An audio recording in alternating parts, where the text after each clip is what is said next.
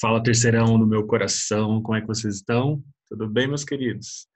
Então, continuamos, né, nessa quarentena e agora o terceirão vai ter essa tarefa aí de entrar lá no Super Pro, responder as questões para que a gente saiba que vocês estão acompanhando, né, as aulas.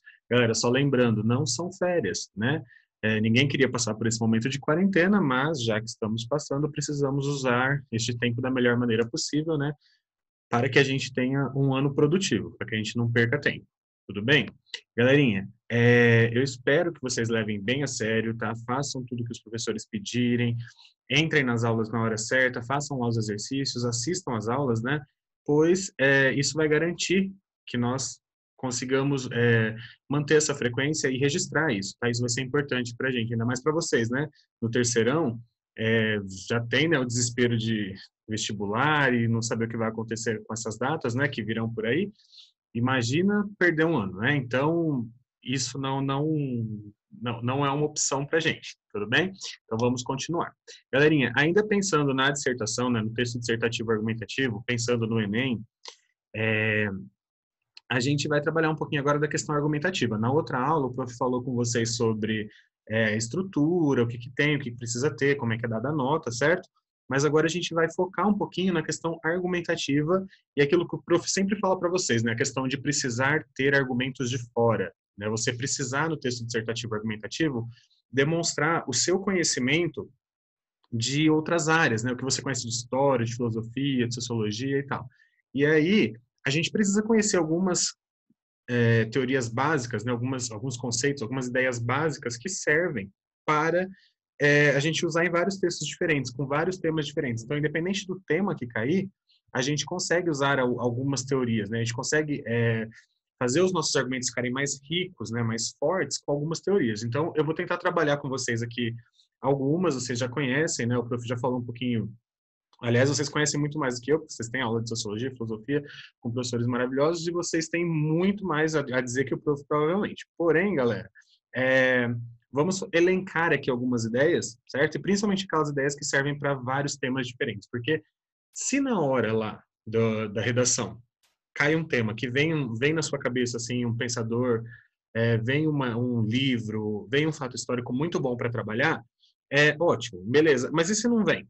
Né? E se você não conhece nem os básicos, assim, nem aqueles argumentos que servem para tudo, certo? Então a gente precisa trabalhar isso. Por isso o prof fez esse elenco aqui, eu elenquei algumas, né, das principais teorias para a gente trabalhar um pouquinho, coisa rápida, tá? Não é aula de sociologia e filosofia, é só para a gente ter uma ideia dessas teorias. A gente está trabalhando aqui em redação, né? Então a gente não espera numa redação um tratado de filosofia, um tratado de sociologia, tá?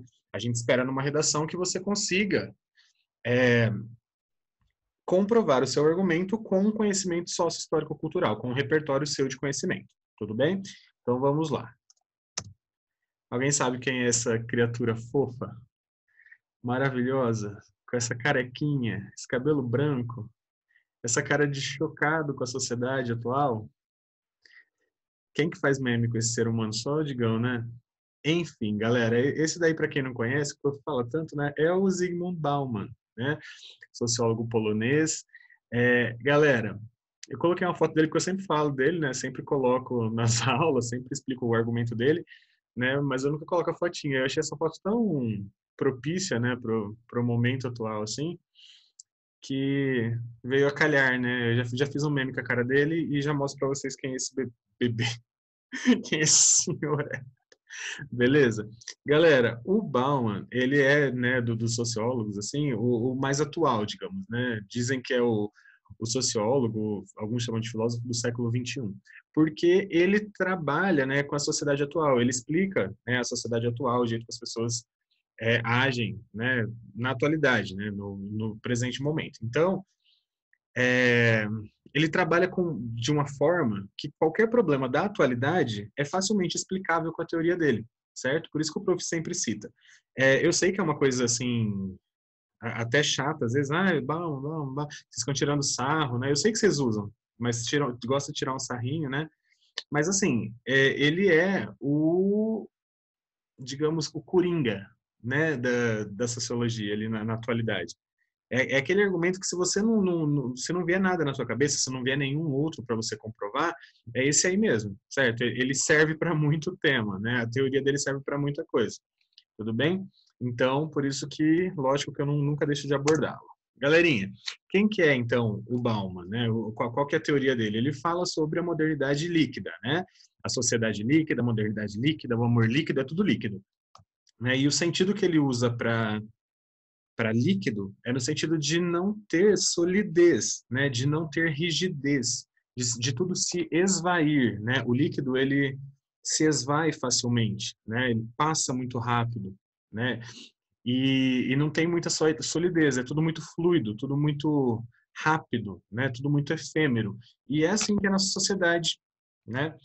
Uma sociedade egoísta, né? Uma sociedade bastante excêntrica, uma sociedade muito individualista que a gente vive. Então, é esse tipo de sociedade em que estamos inseridos, certo? Galera, e aí, então, a ideia dele é essa questão de modernidade líquida, né? Então, vocês, como vocês podem ler aí, é um mundo, né, repleto de sinais confusos, propenso a mudar com rapidez e de forma imprevisível. Então, o tema dele, né, a teoria clássica, o que mais aparece é isso, né? Então, temos alguns trechinhos aí, né? Na sociedade contemporânea, emerge o individualismo, a fluidez, a efemeridade das relações. E aí tem uma frasezinha dele ali, né? Olha lá, embaixo. Vivemos em tempos líquidos, nada foi feito para durar. Essa é uma das frases mais famosas dele. Ele faleceu em 2017, né? Aos 91 anos. Com 90 anos, ele ainda lançou um trabalho, tá? Então, até bem velhinho assim, ele ainda estava discutindo as questões da atualidade. E aí ele falou bastante sobre redes sociais, né? Então, nos seus últimos trabalhos, ele estava falando sobre como as redes sociais são armadilhas. E aí, galera, são armadilhas por quê? Porque ao invés de aproximar as pessoas, acabam afastando, né? No sentido de que a gente só se comunica pela internet, não tem mais relações sólidas pessoalmente. Ele explica também sobre a questão de acreditar muito nas informações, né? E aí a gente até começa a pensar em temas bem atuais, assim, tipo fake news, e como a mídia influencia no pensamento das pessoas. Enfim, ele fala um pouquinho sobre essa armadilha das redes sociais. Galera, essa ideia de as pessoas serem egocêntricas, individualistas e não ter solidez em nenhum tipo de relação pode ser usado como argumento para inúmeros problemas sociais, certo? Porque muitos problemas sociais são causados pelo egoísmo das pessoas, certo? Então, se cair lá sobre dengue, você consegue falar a teoria do Bauman. Se cair sobre redes sociais, você consegue falar. Se cair sobre fake news, você consegue falar. Se cair sobre falta d'água, você consegue falar. Abandono de idosos, você consegue falar. Qualquer problema, né, desses aí que você citou, por exemplo, basicamente o problema central, o que causa esses danos, né, é o individualismo, é não ter relações sólidas com as pessoas, a efemeridade, é a liquidez, certo? Então, acaba sendo um argumento muito coringa, muito válido, assim, a hora que não vem outro na tua cabeça. Ah, Digão, mas eu não gosto de usar esse que todo mundo usa. Eu não gosto de usar esse coringa. Eu gosto de usar um argumento que seja propício para aquele tema. Maravilhoso. Ótimo. Se você tiver um na sua cabeça, ótimo. Maravilhoso. Mas se não tiver, lembra do nosso queridinho aí, né? Então, esse individualismo, essa dificuldade de manter relações sólidas, são consequências de praticamente todos os problemas, né? Então, aí embaixo eu coloco alguns, né? Então, qualquer tipo de preconceito, né, tem a ver com esse individualismo de não aceitar o outro. Qualquer tipo de violência tem a ver com fazer a vontade própria e violentar o outro, né? Qualquer tipo de segregação, separação, abandono, enfim, também tem a ver com essa falta de relação sólida, né, com as pessoas, com as coisas, certo?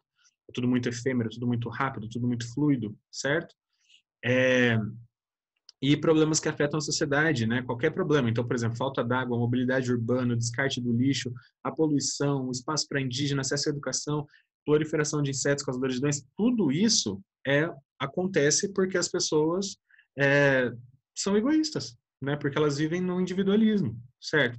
Então, essa modernidade líquida é o problema, na verdade, certo? Então, você só justifica esse problema considerando a teoria do Bauman, que é muito válida, certo? Muito válida. Ah, digam, mas, proliferação de insetos? Sim, gente, a partir do momento que a pessoa não se preocupa com os outros, que ela é totalmente individualista, ela não liga se no quintal dela tem um pneu que enche de água. Aí alguém fala para ela assim, ó, você tem que tirar. Se ela não quiser fazer, porque ela é individualista, porque ela não dá atenção para o outro, ela vai deixar lá. E aquilo ali vai trazer problemas para todo mundo, certo? Aquilo ali pode proliferar um inseto que vai causar danos para pessoas, certo? Então, assim, é uma questão do individualismo das pessoas, de viver nessa fluidez, né, de não se atentar para o outro, que gera, assim, esse problema. Então, você pode ligar a proliferação de insetos com o Bauman, sem o menor problema. Fazendo uma analogia lógica, tipo, claro que quando o Bauman escreveu a teoria dele, ele não estava pensando na proliferação de insetos. Mas fazendo uma analogia, você consegue comprovar, sim, você consegue explicar, certo? Que esse individualismo causa esse tipo de problema também. Tudo bem? Beleza. Galerinha, o Marx é o clássico da filosofia, né? Tipo, não tem como não falar dele. Ele explica diversas coisas, muitas coisas, principalmente contra o capital, né? Contra o capitalismo. Então, ele acaba servindo para um monte de problema também. Tudo bem? O prof fez aqui um recortezinho, né? De uma parte da teoria dele, que é a questão do fetichismo da mercadoria, né? Para se cair alguma coisa sobre o consumismo, o endividamento das famílias, né? Como, por exemplo, se a gente pensar num tempo de pandemia agora, como a gente percebe, né? Como essa recessão, essa crise financeira que vem por aí, como isso deixa as pessoas desesperadas, né? Tipo, as coisas que elas queriam comprar, talvez elas não vão poder comprar por um tempo, né? Como essa questão da gente querer ter as coisas, né? O prazer em ter pode nos deixar muito, muito, muito, muito estressados, sabendo que não vai poder ter, né? Então, é, se cair qualquer coisa sobre essa nossa necessidade de consumir, né, e aí consequente endividamento, ou a valorização do que é material e a desvalorização das pessoas, tudo isso, né, a influência da mídia, tudo isso tem a ver com o prazer em ter, né, a imagem de que ter é importante, certo? Então você pode citar lá o Karl Marx, certo? Envolveu qualquer coisa que tenha consumo, capital, enfim, ele é o clássico, beleza? Digam, quero citar o Bauman, também dá? Mas, né, vai que esse daí encaixa melhor. Beleza. Galera, e o Kant? Quando cair qualquer coisa sobre educação, falou sobre educação, o Immanuel Kant é o classicão também. Por quê? Tem uma parte da teoria dele que ele fala que o ser humano é aquilo que a educação faz dele, né? Essa frase que vocês estão vendo aqui, né? O ser humano é aquilo que a educação faz dele. E essa aqui é o ícone, né? O clássico do Immanuel Kant.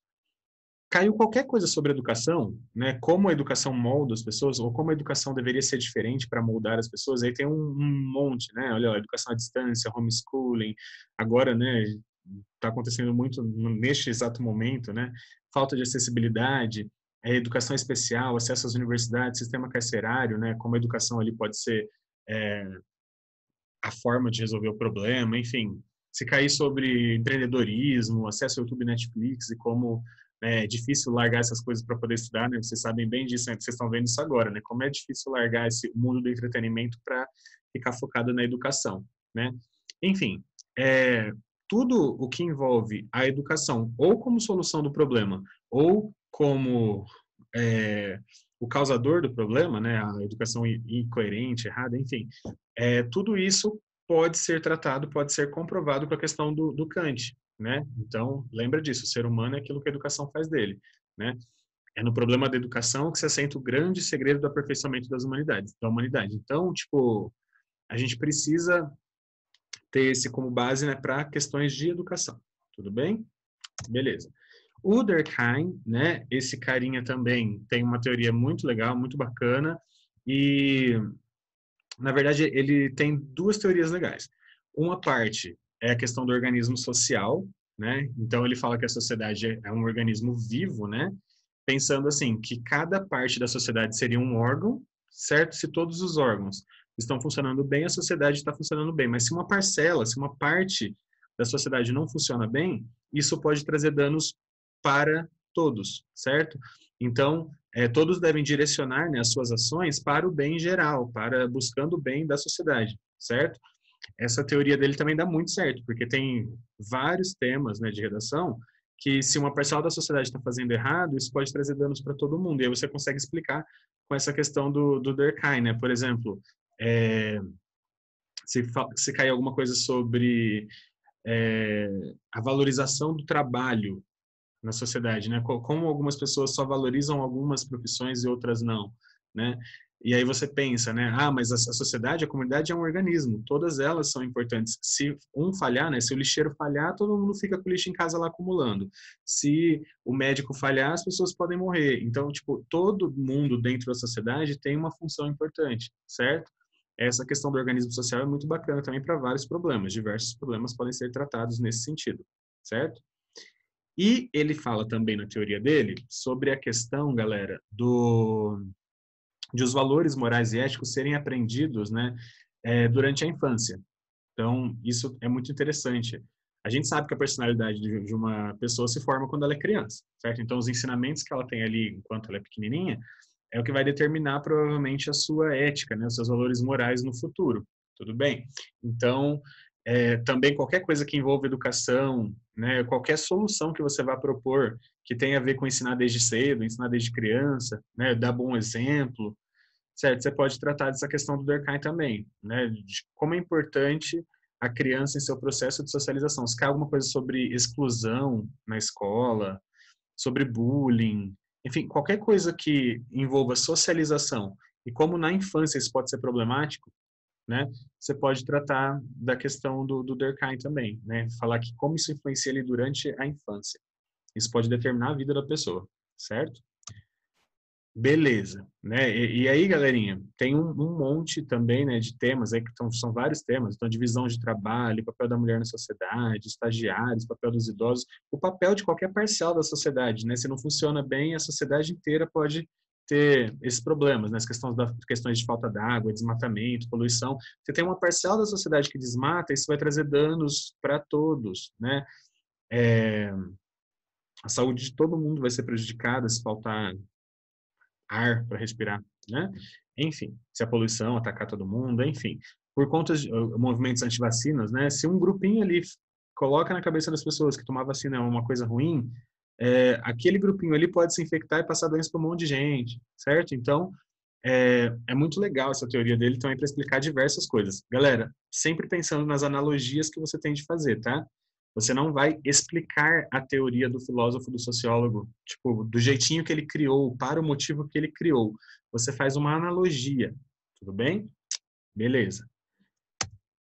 Continuando aí, galera. A questão da indústria cultural caiu, né, o ano passado, como eu já mostrei um exemplo para vocês na primeira aula, sobre a dificuldade do acesso ao cinema, né? E aí muita gente falou da indústria cultural. Como é difícil, né, acessar a cultura, acessar o cinema. Eu até tinha dado essa aula antes, né, do Enem.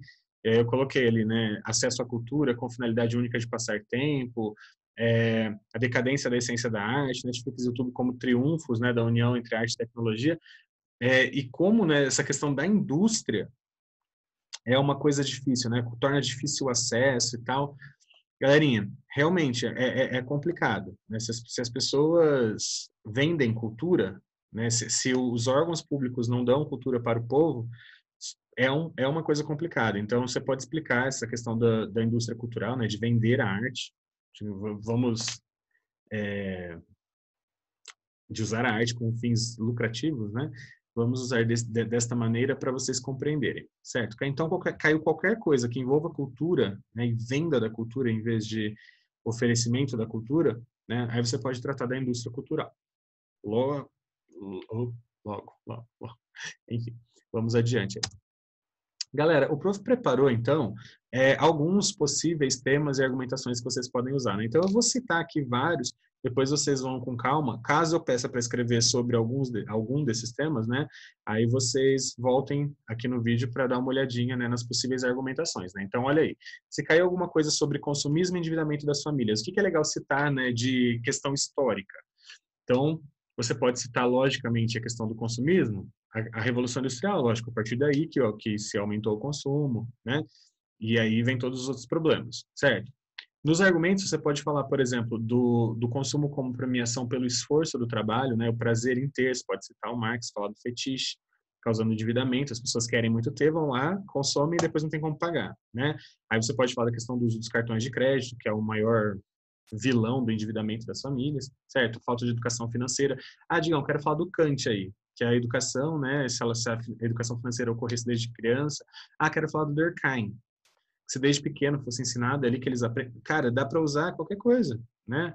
Para justificar o seu, para comprovar o seu argumento, né? Então o prof colocou ali o Marx ou Kant, mas você pode citar o Bauman, você pode citar, enfim, o Durkheim e assim por diante.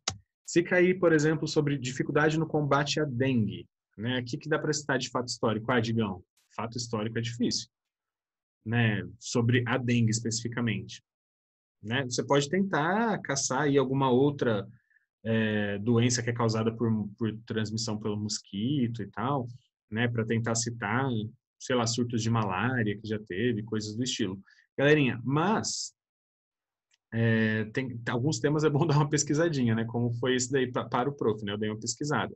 E eu achei, né, a questão do Aedes aegypti, de que ele veio da África e tal, e vem se espalhando desde o século XVI no Brasil, ele chegou com os navios que traziam escravos. Então, desde então, o mosquito de clima bem quente, né, ele acabou se adaptando bem aqui ao Brasil, né, clima quente também.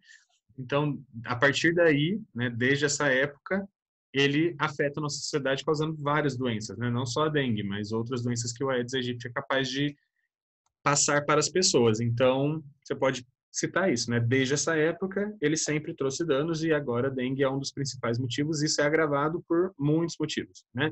Primeiro, porque as pessoas mantêm os focos do mosquito ali, porque elas não se preocupam com o que vai acontecer na sociedade. Dá-lhe Bauman, né?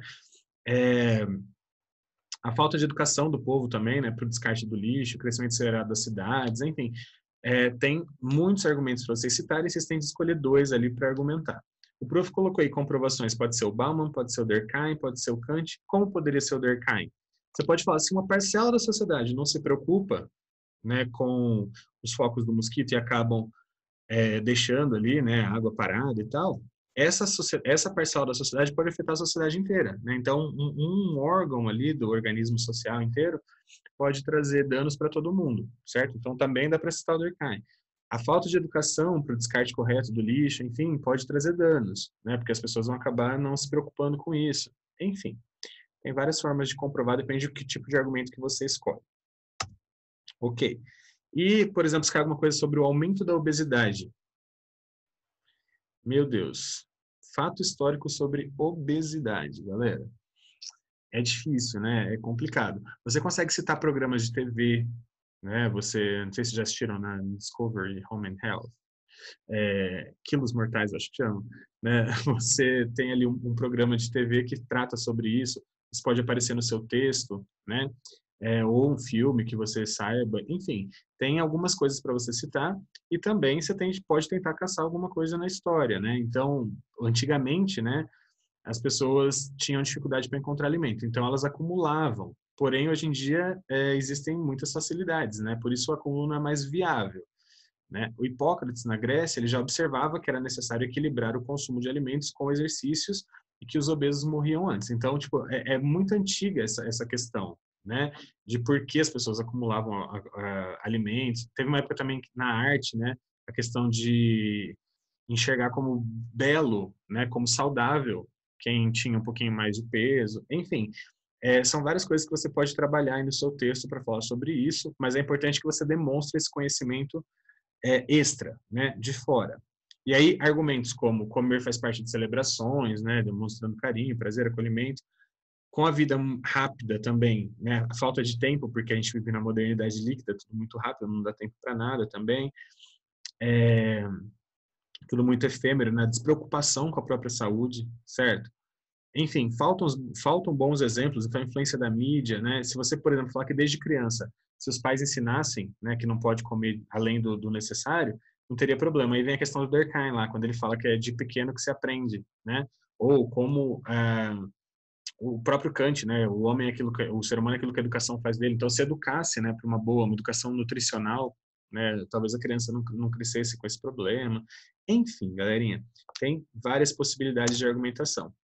Se caísse sobre YouTube, Netflix, né, como essa relação de arte e tecnologia, aí dá para citar com certeza a indústria cultural, né, falar sobre isso, para explicar como essa venda da arte, né, influencia na vida das pessoas na atualidade, certo? Perde a sua essência, digamos assim. E aí você pode falar dos primeiros eventos artísticos, né? O impressionismo, que representava uma época, e aí com o advento da tecnologia essa cultura mudou, né? A produção artística perdeu a essência, perdeu a lógica capitalista predominou, né? E aí hoje em dia, Digão, quero falar direto da atualidade, sei lá, quero falar dos grandes filmes, das grandes produções que visam lucros gigantescos, beleza, também. Desde que você demonstre o seu conhecimento sócio-histórico-cultural, galera, você já consegue comprovar bem, tudo bem? Galera, o Prof apresentou aqui para vocês algumas possibilidades de temática, tá? Eu vou passar textos para vocês escreverem, o Prof manda lá pelo grupo, certo? E aí eu já vou deixar explicado aqui para vocês. Vocês vão agora lá responder as questões e vocês vão perceber que essas questões que estão lá no Super Pro, elas são de interpretação de texto, elas não são necessariamente sobre redação, né? Ou sobre esses temas que foram apresentados aqui. Pode até ser que sejam, mas não precisa ser necessariamente sobre o que está escrito nos slides aqui que vocês estão vendo no vídeo, tudo bem? Galera, isso acontece porque lá no Super Pro não tem como eu mandar você escrever uma redação, né, dentro desse tempo que é dado para vocês. E redação precisa ser papel e caneta e mandar foto para mim. Então, o que vai acontecer? Vocês vão responder as questões de interpretação lá que são importantes para treinar, vocês sabem que isso cai em todas as provas, certo? E para valer a presença de vocês. E aí, os textos vocês vão continuar me mandando fotos. Só que, galera, como nós vamos ficar um tempo afastados aí, eu vou pedir e dar uma data para vocês me mandarem a foto desses textos, tudo bem? Algumas pessoas me mandam tudo, algumas pessoas não me mandam nada. Então, o prof vai dar a data, se me mandar aquela data, até aquela data, beleza, eu confirmo a presença de vocês. Se não, aí a gente vai ter um probleminha. Espero que não tenhamos, tudo bem? Então é isso, galera. Depois o prof manda lá no grupo a proposta da semana, tudo bem? Espero que vocês fiquem firmes, fiquem tranquilos, vai dar tudo certo, com esperança, nada de pessimismo, tudo bem? Vamos tentar ser o mais positivo possível para que essa situação acabe logo. Beleza? Grande beijo, abraço, tchau, tamo junto.